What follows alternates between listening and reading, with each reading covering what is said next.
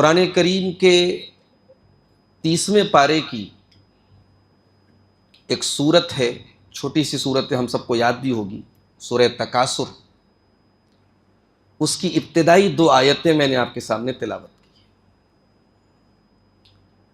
ان دونوں آیتوں میں اللہ تعالیٰ نے انسان کی ایک کمزوری بیان کی ہے۔ فرمایا الہاکم التکاثر حتی زرتم المقابر، میرے بندو تمہیں غافل کر دیا ہے کثرت کی چاہت نے، تمہیں ڈائیورٹ کر دیا ہے، تمہیں دھوکے میں ڈال دیا ہے۔ کمپٹیشن ان ورلڈلی انکریز، دنیا کے مال و اسباب کی کثرت کی چاہت، میرے پاس دنیا کا مال، دنیا کے اسباب، اولاد، دنیا کی تمام چیزیں اس کے اندر آ گئی، زیادہ ہو جائے۔ اس کثرت کی چاہت نے، اس اور چاہیے کی طلب نے تمہیں دھوکے میں ڈال دیا ہے۔ اب کس چیز سے دھوکے میں ڈالا اللہ تعالیٰ نے اس کو بیان نہیں کیا۔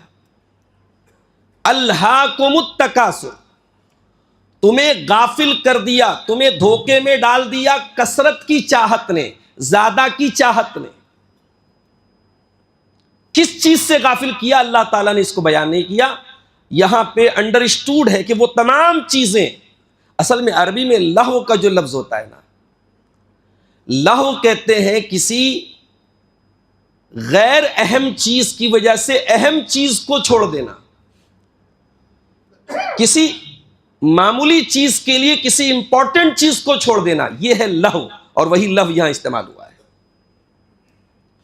اسی لیے آپ دیکھیے کہ جب اللہ تعالیٰ نے نماز کا ذکر کیا سورہ نور کے اندر تو کیا فرمایا؟ رجال لا تلہیہم تجارۃ ولا بیع عن ذکر اللہ واقام الصلاۃ وایتاء الزکاۃ یخافون یوما تتقلب فیہ القلوب والابصار۔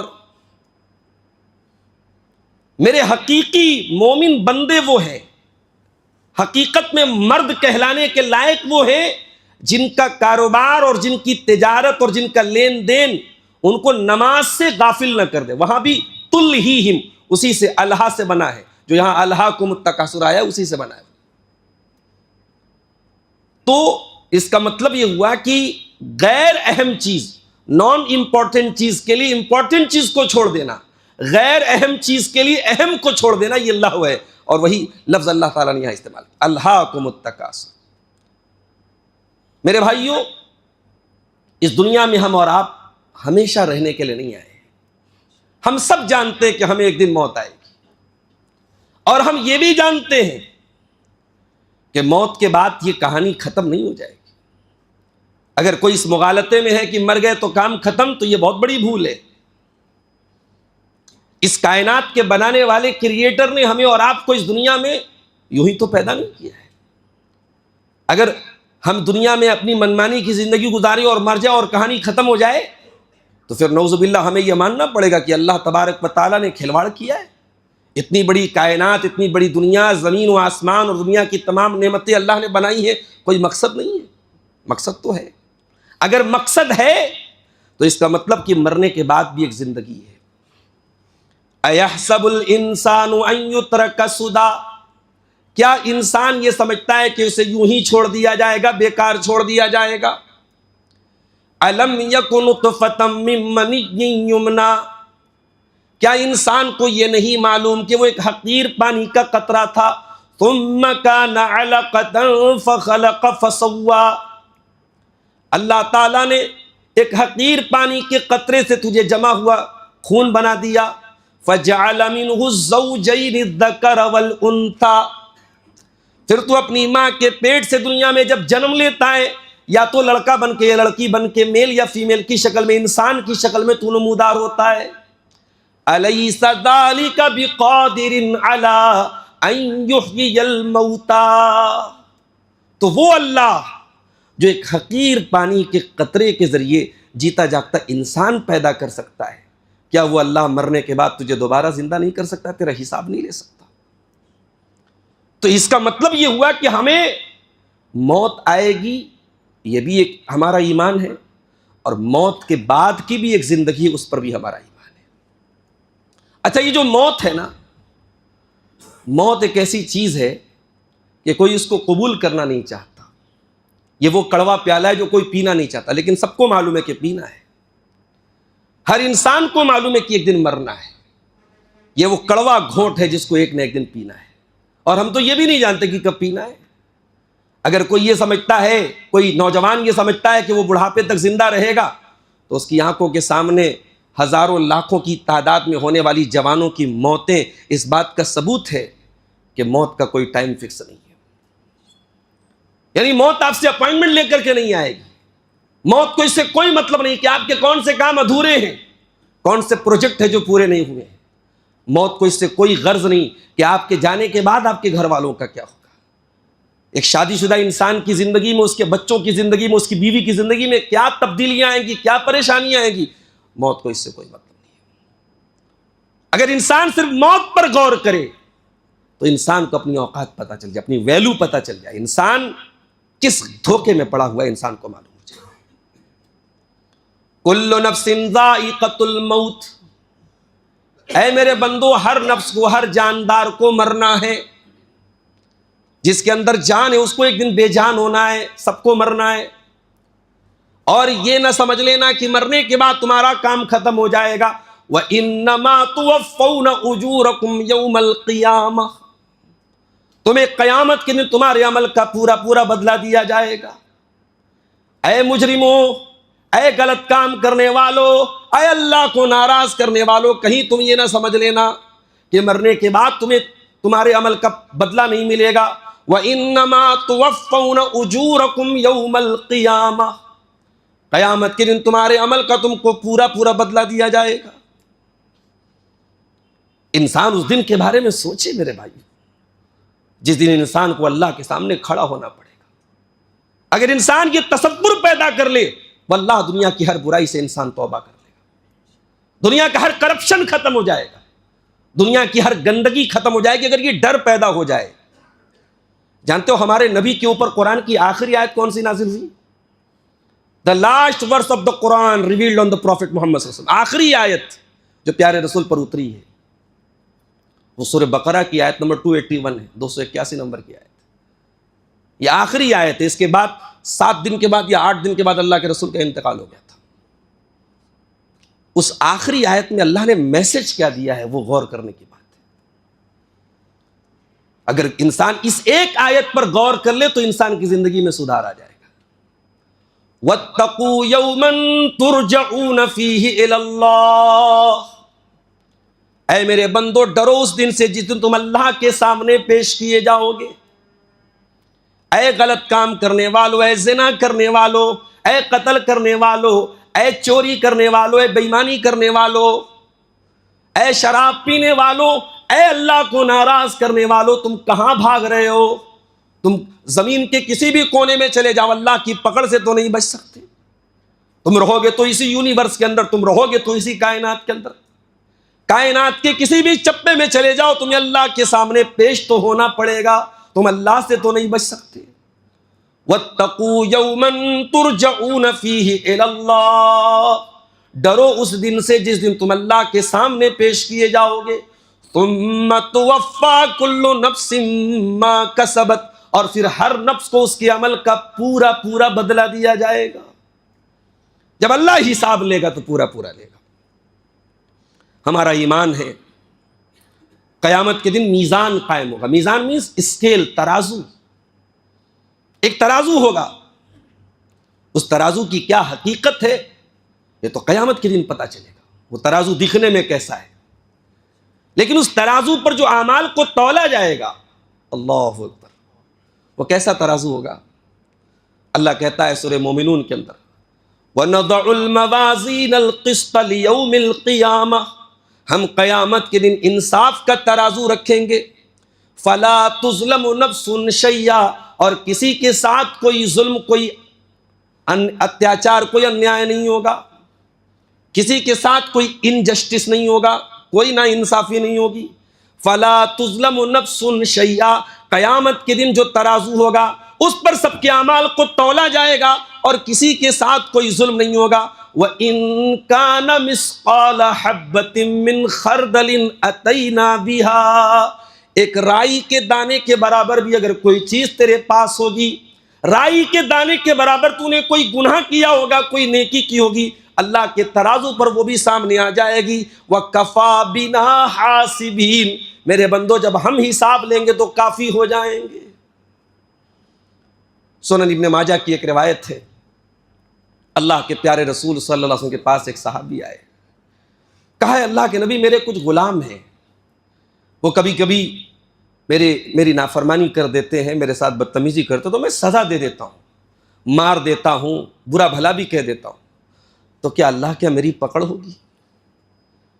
اللہ کے رسول نے فرمایا کہ اگر تمہارے غلاموں کی طرف سے ہونے والی نافرمانی اور ان کی طرف سے ہونے والی بدتمیزی زیادہ ہے اور تمہاری سزا کم ہے تو یہ تمہارے حق میں بہتر ہے، تمہاری کچھ نیکیاں بڑھ جائیں گی، کچھ گناہ تمہارے معاف ہو جائیں گے.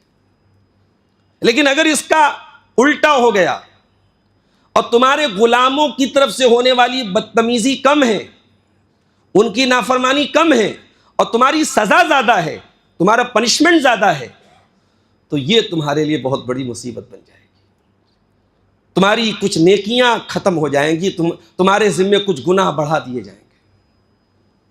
صحابی نے اتنا سنا، کنارے جا کر کے دہاڑے مار مار کے رونے لگے. اے اللہ کے رسول، آپ نے تو بڑی خطرناک بات بیان کر دی، اگر میری سزا زیادہ ان کی نافرمانی کم ہے، اللہ کیا میری پکڑ ہوگی؟ اے اللہ کے رسول، میں نے کوئی ناپ تول کے سزا تو نہیں دی ہے، میں نے کوئی کیلکولیٹ کر کے تو سزا نہیں دی ہے.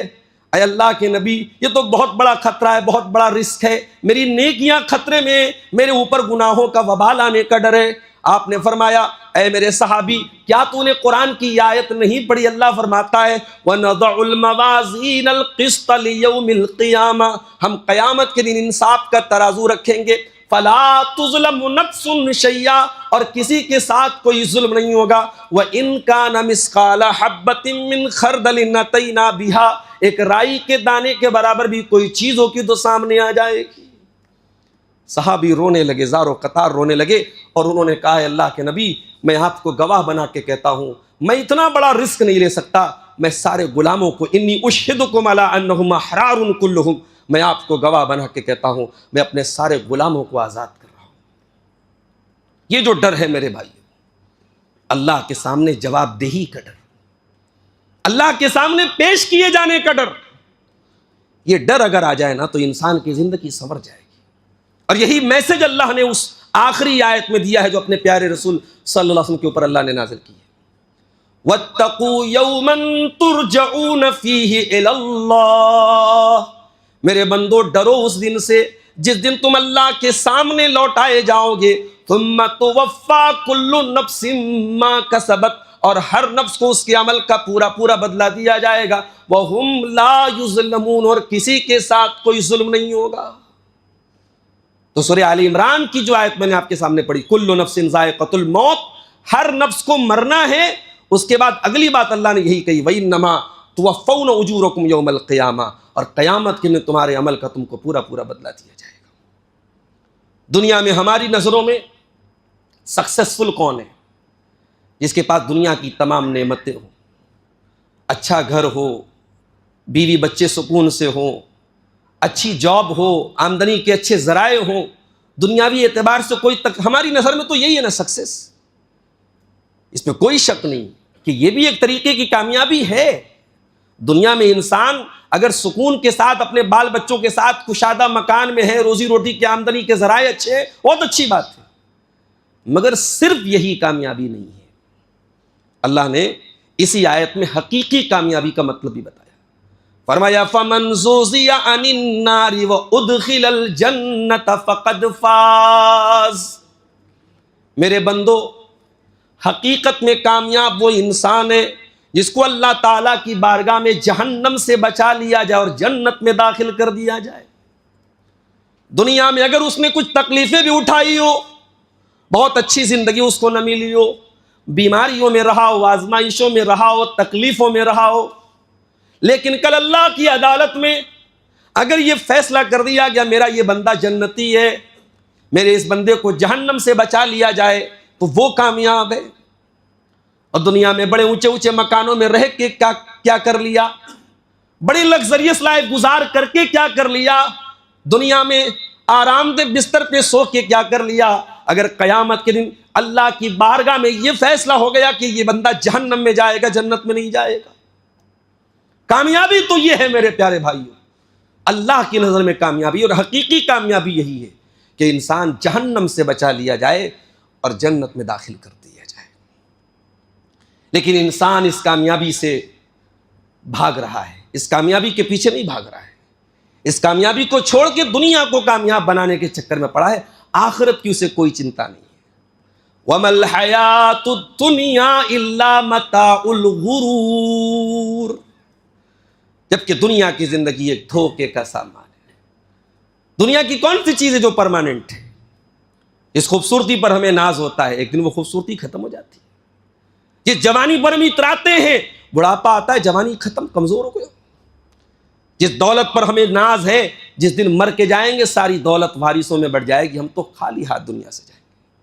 جن مکانوں اور بلڈنگوں پر فخر ہے، یہ سب چھوڑ کر کے 2 گز زمین کے اندر ہم دفن کیے جائیں گے۔ جن کپڑوں اور جن ڈریسز پر ہمیں فخر ہے، یہ سارے کپڑے کینچی سے کاٹ کے ہمارے بدن سے کپڑے کاٹ کے اتارے جائیں گے اور ہمیں نہلایا جائے گا۔ انسان اگر اپنی موت پر غور کرے میرے بھائیوں، انسان کو اپنی بے بسی پتہ چل جائے۔ دنیا میں انسان نہاتا ہے، اس کے دنیا بھر کے نخرے ہیں، فلاں برانڈ کا صابن ہونا چاہیے، فلاں برانڈ کا شیمپو ہونا چاہیے، فلاں فیس واش ہونا چاہیے، داڑھی کے لیے وہ فلاں لوشن لگا رہا ہے، بال کے لیے فلاں لوشن لگا رہا ہے، گیزر سے نہا رہا ہے، گرم پانی سے نہا رہا ہے۔ مرنے کے بعد یہ سارے نخرے تیرے ختم۔ تو یہ بھی نہیں کہہ سکتا ہے میں تو دنیا میں ہمیشہ گرم پانی سے نہایا کرتا، تو مجھے ٹھنڈے پانی سے کیوں نہیں لا رہا؟ اللہ اکبر۔ آج دوسرے تیرے بدن سے کپڑے اتار کے تجھے نہلا رہے ہیں۔ دنیا میں جن کپڑوں پر تجھے ناز تھا، وہ سارے کپڑے تیرے وارڈروب میں رکھے ہوئے ہیں، وہ تجھے نہیں پہنائے جائیں گے۔ تجھے وہ سوتی کاٹن کا وہ سفید کفن کا کپڑا جس میں کوئی جیب بھی نہیں ہے، وہ کپڑا تجھے پہنایا جائے گا۔ دنیا میں تیرے پاس گاڑیوں کی لمبی لائن تھی، تجھے بڑا فخر تھا اپنی خوبصورت سواریوں کے اوپر۔ آج تیری بے بسی کا عالم یہ ہے کہ 4 لوگوں کے کندھے پر تیرا جنازہ قبرستان جا رہا ہے۔ ہوئے نامور بے نشاں کیسے کیسے، مکی ہو گئے لا مکاں کیسے کیسے، زمین کھا گئی آسماں کیسے کیسے، جگہ جی لگانے کی دنیا نہیں ہے، یہ عبرت کی جا ہے تماشا نہیں۔ انسان صرف موت کے اوپر غور کرے، انسان کو اپنی حقیقت پتہ چل جائے گی میرے ساتھی۔ یہ قرآن نے جو جملہ کہا نا، وَمَا الْحَيَاةُ الدُّنْيَا إِلَّا مَتَاعُ الْغُرُورِ، یہ یونیورسل ٹروتھ ہے، یہ جملہ، یہ سچائی ہے، اس کا کوئی انکار نہیں کر سکتا۔ یہ دنیا دھوکے کی چیز ہے، دھوکے کا سامان ہے۔ جن بچوں کی پرورش کے لیے آپ اپنے آپ کو کھپا دیتے ہیں، یہ بچے کیا قبر میں آپ کے کام آئیں گے؟ کیا کل قیامت کے دن آپ کے کام آئیں گے؟ یہ بچے اپنے باپ کے مرنے پر بہت روئیں گے، بہت آنسو بہائیں گے، 4 دن کے بعد ان کی زندگی نارمل ہو جائے گی۔ جس بیوی سے آپ بہت محبت کرتے ہیں، وہ 4 مہینہ 10 دن تک آپ کے مرنے کے بعد عدت گزارے گی، اس کے بعد اس کی زندگی بھی نارمل ہو جائے گی۔ آپ کے بستر پہ کوئی اور سوئے گا، آپ کے کمرے میں کوئی اور رہے گا، آپ کے مکانوں پہ کوئی اور راج کرے گا۔ نہ اس دنیا کے رشتے پرماننٹ ہیں، نہ اس دنیا کی دوستی پرماننٹ ہے، نہ اس دنیا کی مال دولت پرماننٹ ہے۔ ہر جمعہ کی نماز میں آپ سورہ اعلیٰ کی جب تلاوت سنتے ہیں، اس میں یہ آیت آپ کے کانوں سے ٹکراتی ہے کہ نہیں ٹکراتی ہے؟ بل تؤثرون الحیات الدنیا والآخرۃ خیر وابقی، میرے بندو تم دنیا کی زندگی کو پریفرنس دیتے ہو، ترجیح دیتے ہو، جبکہ آخرت کی زندگی زیادہ بہتر ہے، زیادہ باقی رہنے والی ہے۔ تم ایسا کیسے کر سکتے ہو کہ جو ہمیشہ کی زندگی، جو فار ایور ہے، جو پرماننٹ ہے، اس زندگی کو چھوڑ کر یہ 4 دن کی زندگی کے پیچھے تم دیوانے بنے ہوئے ہو؟ میرے بندو، تمہاری عقل کہاں گھاس چرنے چلے گی؟ تمہارا دماغ، تمہارے سوچنے سمجھنے کی صلاحیت، تمہارا سینس کہاں چلا گیا؟ وَالْآخِرَةُ خَيْرٌ وَأَبْقَىٰ، آخرت تو زیادہ بہتر اور زیادہ باقی رہنے والی ہے، تم آخرت کو چھوڑ کے دنیا کے چکر میں کیوں پڑے ہو؟ اپنے پیارے رسول کی زندگی اٹھا کے دیکھو میرے پیارے بھائیوں، نبی کے صحابہ کی زندگی اٹھا کر کے دیکھو۔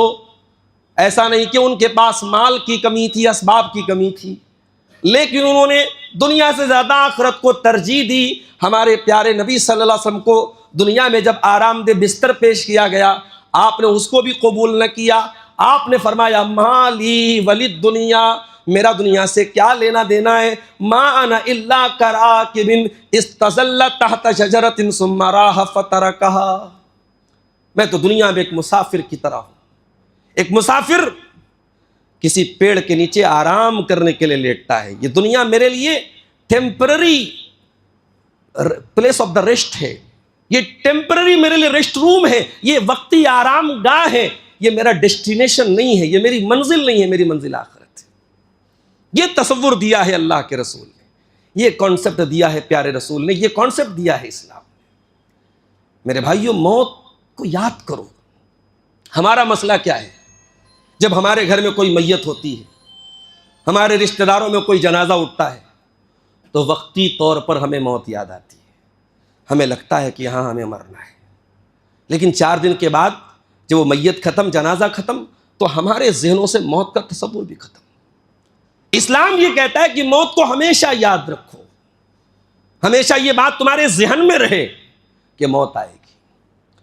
اللہ کے پیارے نبی صلی اللہ علیہ وسلم اپنے صحابی عبداللہ ابن عمر کا کندھا پکڑ کے کہتے ہیں، کن فی الدنیا کأنک غریب او عابر سبیل، اے عبداللہ تم دنیا میں اس طریقے سے زندگی گزارو جیسے پردیسی زندگی گزارتا ہے یا مسافر زندگی گزارتا ہے۔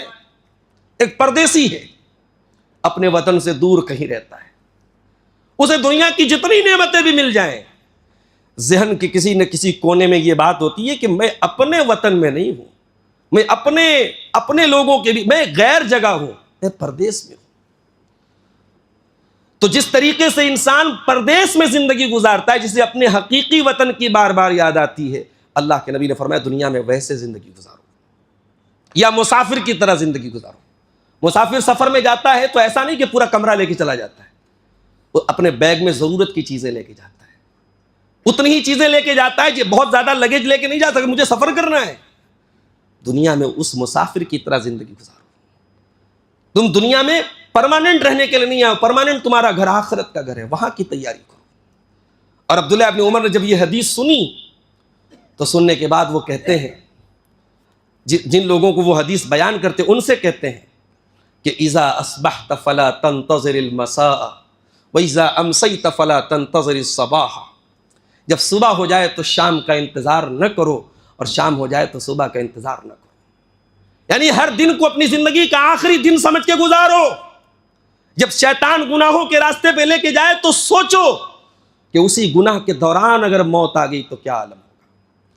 اگر وہی شراب پیتے ہوئے، وہی زنا کرتے ہوئے، وہی حرام کام کرتے ہوئے اگر موت آ گئی تو کیا انجام ہوگا؟ اللہ کو کیا منہ دکھاؤ گے؟ اللہ کے پیارے نبی فرماتے ہیں یبعث کل عبد علی ما مات علیہ، بندہ جس حال میں مرے گا اسی حال میں قیامت کے دن اٹھایا جائے گا۔ ایک انسان حج کرنے گیا، عمرہ کرنے گیا، انتقال ہو گیا اس کا، نبی نے فرمایا اس کو اسی کے احرام کی چادر میں ہی کفنا دو، فإنہ یأتی یوم القیامت ملبیا، قیامت کے دن بھی اسی احرام کی چادر میں اٹھے گا اور لبیک اللہم لبیک کہتا ہوا، تلبیہ پکارتا ہوا اٹھے گا۔ انسان جس حالت میں مرے گا اسی حالت میں اٹھایا جائے گا۔ تو جب یہ بات ہے میرے پیارے ساتھیو کہ انسان اسی حالت میں اٹھایا جائے گا تو انسان کو ڈرنا چاہیے کہ کہیں ہمیں موت نہ آ جائے۔ اور یہ بات یاد رکھو، موت آپ سے پوچھ کے نہیں آئے گی، اور موت جب آئے گی تو آپ کو چانس نہیں دے گی، موقع نہیں دے گی۔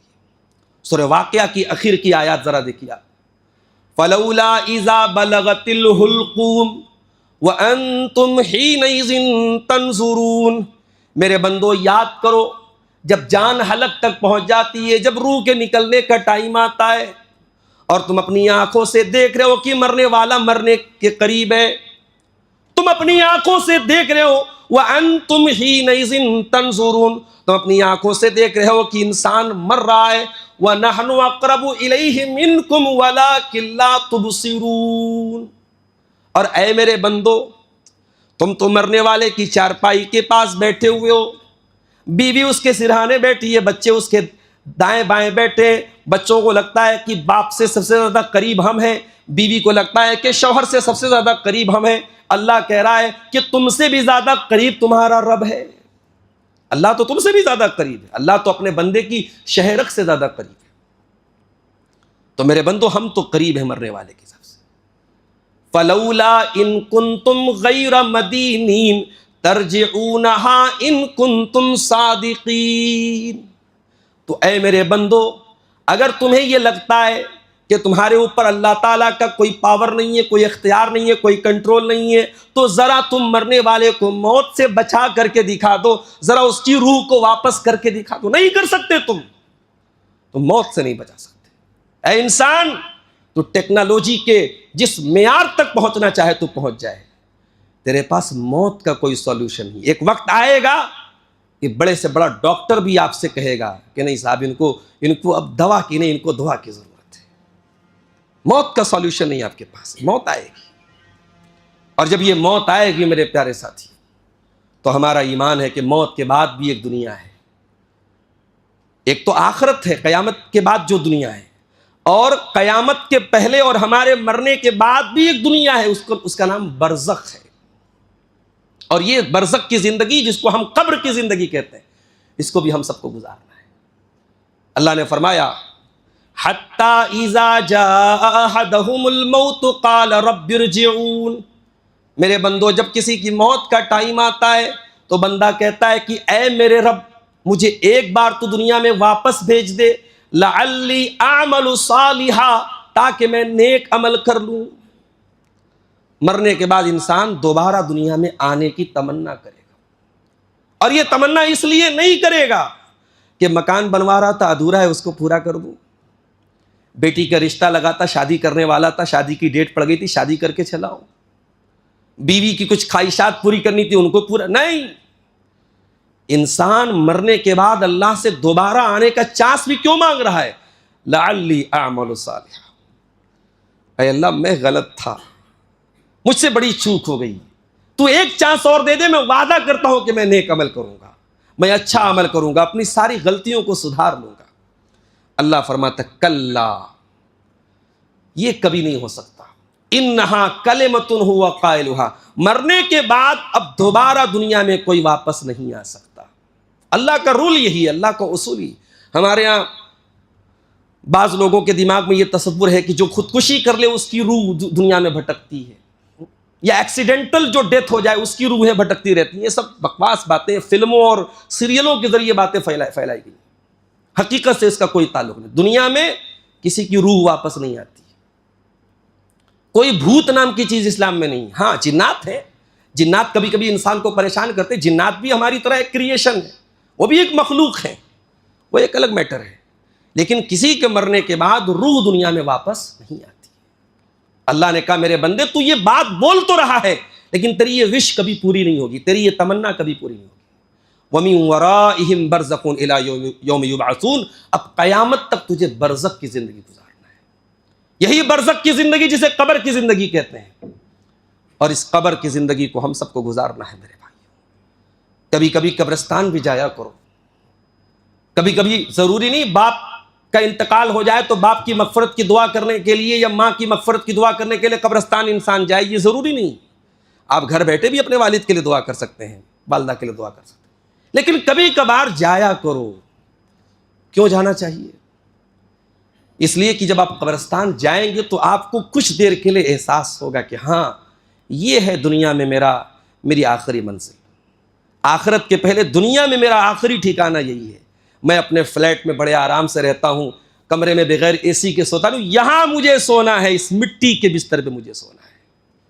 وہاں آپ کو تھوڑی دیر کے لیے اپنی اوقات پتہ چلے گی، آپ کو اپنی غلطیوں کا احساس ہوگا۔ عثمان غنی رضی اللہ تعالیٰ عنہ اللہ کے رسول کے داماد ہیں، اور ایک ایسے داماد ہیں جن کے نکاح میں رسول کی 2 بیٹیاں آئیں، اور پوری انسانی تاریخ میں دوسرا سیکنڈ کوئی انسان نہیں ہے جس کے نکاح میں کسی نبی کی 2 بیٹیاں آئیں۔ یہ شرف پوری انسانی تاریخ میں اگر کسی کو ملا ہے تو وہ حضرت عثمان غنی کو ملا ہے، اور اللہ کے رسول نے اپنی زبان سے کئی مرتبہ ان کو جنتی ہونے کی بشارت سنائی۔ ہمیں اور آپ تو ذرا سی نیکیاں کر لیں صاحب تو ہمارا تو سینہ فخر سے چوڑا ہو جاتا ہے۔ ہم تو 5 ٹائم کی نماز کی پابندی کی توفیق مل جائے، اللہ کی راہ میں کچھ صدقہ خیرات کرنے کی توفیق مل جائے، کچھ حج اور عمرے کی توفیق مل جائے تو ہم تو صاحب یہ سمجھتے کہ ہم نے تقویٰ کے سارے سرٹیفکیٹ حاصل کر لیے، جنتی ہونے کے سارے سرٹیفکیٹ تو ہمیں مل گئے۔ یہ عثمان غنی ہیں، نبی اکرم صلی اللہ علیہ وسلم کی زبان سے کئی بار جنتی ہونے کی خوشخبری سن چکے ہیں۔ عثمان غنی جب راستے سے جاتے تھے اور کوئی قبر دیکھ لیتے تھے، قبرستان کے پاس سے گزرتے تھے تو زار و قطار رونے لگتے تھے، آنکھوں سے آنسو نہیں رکتے تھے۔ پوچھنے والوں نے پوچھا عثمان غنی کیا بات ہے، آپ قبر کو دیکھ کے رونے لگتے، قبرستان کو دیکھ کے رونے لگتے، جنت کی بات پہ آپ اتنا نہیں روتے ہیں، جہنم کی بات پہ آپ اتنا نہیں روتے ہیں؟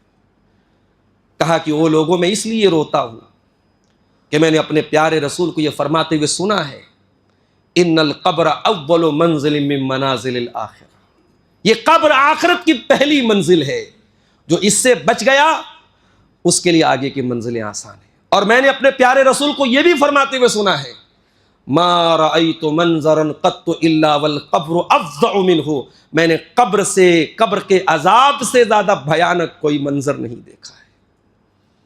اللہ اکبر، یہ قبر ہے میرے بھائی۔ کچھ لوگ کہتے ہیں صاحب قبر کے عذاب کا ذکر قرآن میں کہیں نہیں آیا ہے، صرف حدیثوں میں آیا ہے، تو اس لیے ہم نہیں مانتے۔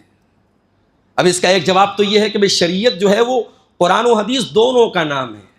صرف قرآن کی روشنی میں آپ نماز کیسے پڑھیں گے؟ نماز کا تو کہیں طریقہ نہیں ہے قرآن میں، بہت سارے وضو کا طریقہ قرآن میں بس اشارہ کیے گا، آپ جو وضو کر رہے ہیں وہ اس کی ڈیٹیل تو حدیثوں میں ہے، حج کی ڈیٹیل حدیثوں میں ہے، روزے کی ڈیٹیل حدیثوں میں ہے۔ تو قرآن اور حدیث دونوں کے مجموعے کا نام شریعت۔ ایک جواب تو یہ ہے، اور دوسرا جواب یہ ہے کہ عذاب قبر کا ذکر قرآن میں ہے، ہاں اس کو سمجھنے کے لیے تھوڑا سا آپ کو دماغ پر زور ڈالنا پڑے گا۔ میں 2 آیتیں آپ کے سامنے پڑھتا ہوں۔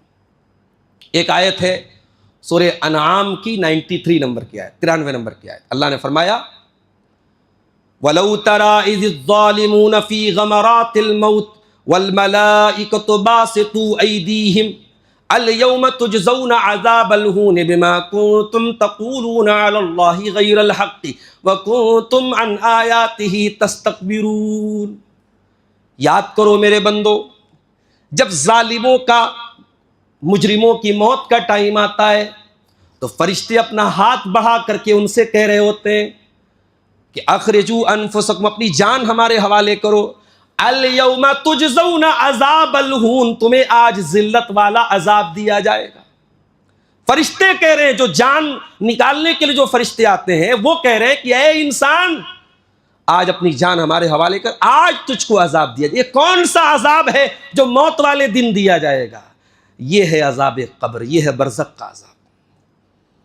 اور دوسری آیت آپ دیکھیے سورہ غافر کی آیت نمبر 45 اور 46، 45 اور 46، وَحَاقَ بِآلِ فِرْعَوْنَ سُوءُ الْعَذَابِ، آل فرعون کو بدترین عذاب نے گھیرا۔ آل فرعون سے مراد کون لوگ ہیں؟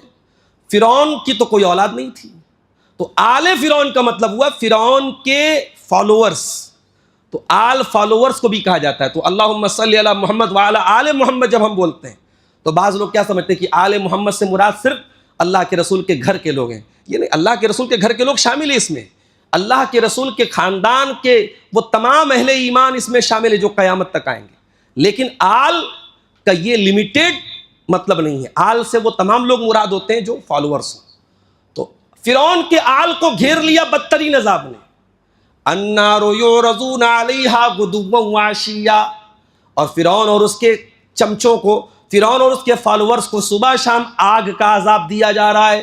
وَيَوْمَ تَقُومُ السَّاعَةُ، اور جس دن قیامت قائم ہوگی کہا جائے گا أَدْخِلُوا آلَ فِرْعَوْنَ أَشَدَّ الْعَذَابِ، آل فرعون کو اور بڑے عذاب میں ڈال دو۔ اس کا مطلب یہ ہوا کہ قیامت کے دن جو عذاب ہوگا آل فرعون کو وہ الگ ہوگا، اور دنیا میں صبح شام الگ عذاب ہو رہا ہے، اور وہ یہی قبر کا عذاب ہے، یہی برزخ کا عذاب ہے۔ اللہ کے پیارے نبی اپنی ہر نماز میں دعا کرتے تھے، اللہم انی اعوذ بک من فتنۃ المسیح الدجال واعوذ بک من فتنۃ المحیا والممات، اور اسی میں آپ یہ دعا بھی کرتے تھے، اللہم انی اعوذ بک من عذاب القبر، اے اللہ میں قبر کے عذاب سے تیری پناہ چاہتا ہوں۔ تو میرے بھائیوں، ہمیں اور آپ کو اس عذاب قبر کو بھی یاد رکھنا چاہیے، اس موت کو بھی یاد رکھنا چاہیے، اور موت کے بعد کی زندگی کی تیاری کرنا چاہیے۔ قرآن و حدیث میں ہم سے بار بار یہ کہا گیا ہے کہ دنیا میں اس قدر غافل نہ ہو جاؤ کہ تم قبر کی زندگی کو بھول جاؤ، آخرت کی زندگی کو بھول جاؤ۔ اس لیے میرے بھائیو، ہم سب کی ذمہ داری ہے کہ ہم سب اس دنیا میں دنیا میں ٹھیک ہے ہم زندگی گزاریں گے، دنیا کو بہتر سے بہتر کرنے کی کوشش بھی ہم کریں گے، ہمیں سکھائے گا ربنا آتنا فی الدنیا حسنہ وفی الآخرۃ حسنہ، ہمیں دنیا اور آخرت دونوں کی بھلائی چاہیے، لیکن دنیا میں ہم اس قدر غافل نہ ہو جائیں کہ آخرت کو بھول جائیں۔ اللہ تعالیٰ سے دعا ہے رب العالمین ہم سب کو موت کی تیاری کرنے کی توفیق عطا فرمائے۔ موت کے بعد کی جو زندگی ہے، برزخی زندگی، اور ایسے ہی آخرت کی زندگی، ان دونوں زندگیوں میں بھی اللہ تعالیٰ ہم پر رحم و کرم فرمائے اور ہمیں بہترین زندگی عطا فرمائے۔ ہم اگر کسی قسم کے گناہ میں مبتلا ہیں، کسی قسم کی معصیت میں اگر ہم مبتلا ہیں، اللہ ہم سب کو سچی توبہ کی توفیق عطا فرمائے۔ اللہ مرنے کے پہلے ہمیں توبہ کی توفیق عطا فرمائے۔ اللہ ایمان پر ہم سب کا خاتمہ فرمائے۔ جو ہم میں بیمار ہے اللہ ان کو شفاء کاملہ عاجلہ عطا فرمائے۔ جو روزگار سے پریشان ہے اللہ ان کے کاروبار میں برکت عطا فرمائے۔ اللہ ہماری تمام جائز حاجتوں اور مرادوں کو اللہ تعالیٰ پورا فرمائے۔ اللہ ہمارے جان و مال کی، ہمارے عزت و آبرو کی حفاظت فرمائے، جب تک ہم دنیا میں زندہ رہیں ایمان پر زندہ رہے اور ہمارا خاتمہ ایمان پر ہو۔ آمین وآخر دعوانا ان الحمد للہ رب العالمین۔ الحمد للہ کفا وسلام علی عبادہ الذین اصطفیٰ، اما بعد، اعوذ باللہ من الشیطان الرجیم، بسم اللہ الرحمن الرحیم۔ ان اللہ وملائکتہ یصلون علی النبی یا ایہا الذین آمنوا صلوا علیہ وسلموا تسلیما۔ اللہم صلی علی محمد وعلی آل محمد کما صلیت علی ابراہیم وعلی آل ابراہیم انک حمید مجید۔ اللہم بارک علی محمد وعلی آل محمد کما بارکت علی ابراہیم وعلی آل ابراہیم انک حمید مجید۔ اللہم اعز الاسلام والمسلمین واذل الشرک والمشرکین ودمر اعداء الدین۔ عباد اللہ رحمکم اللہ، ان اللہ یامر بالعدل والاحسان وایتاء ذی القربى وینہی عن الفحشاء والمنکر والبغی یعظکم لعلکم تذکرون۔ اذکروا اللہ یذکرکم وادعوہ یستجب لکم ولذکر اللہ اتم واعلی واجل واکبر۔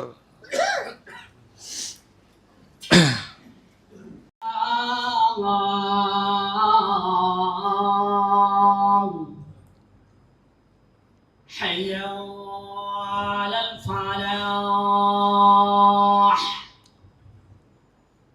حي على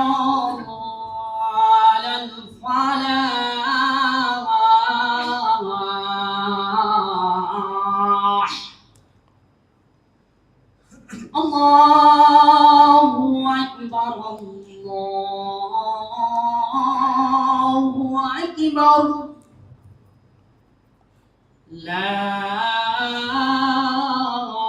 إله إلا الله۔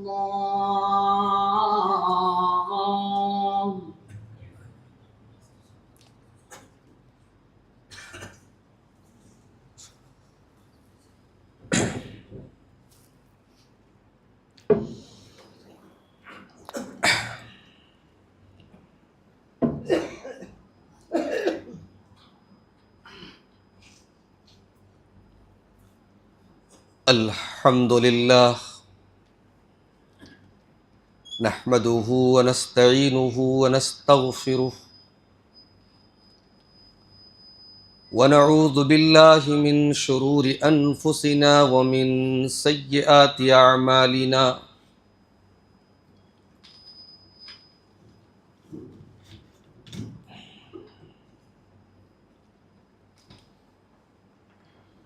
من يهده الله فلا مضل له ومن يضلل فلا هادي له، وأشهد أن لا إله إلا الله وحده لا شريك له، وأشهد أن محمدا عبده ورسوله۔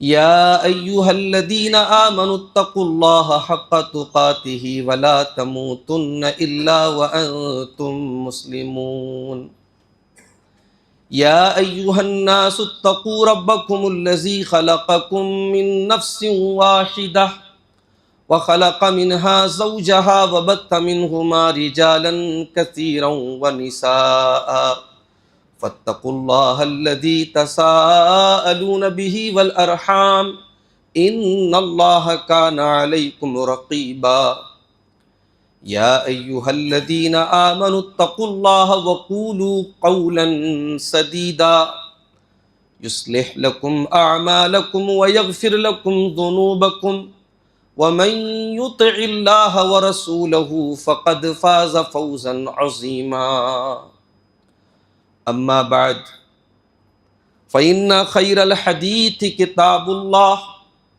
وخير الهدي هدي محمد صلى الله عليه وسلم وشر الأمور محدثاتها وكل محدثة بدعة وكل بدعة ضلالة وكل ضلالة في النار اعوذ باللہ من الشیطان الرجیم بسم اللہ الرحمن الرحیم الہاکم التکاثر حتی زرتم المقابر۔ محترم حاضرین جمعہ، یہ میرے لیے انتہائی شرف اور سعادت کی بات ہے کہ شہر اڑپی کی اس جامع مسجد میں، مسجد عثمان ابن عفان میں آج آپ کے سامنے خطبہ جمعہ کے لیے حاضر ہونے کا موقع نصیب ہوا ہے۔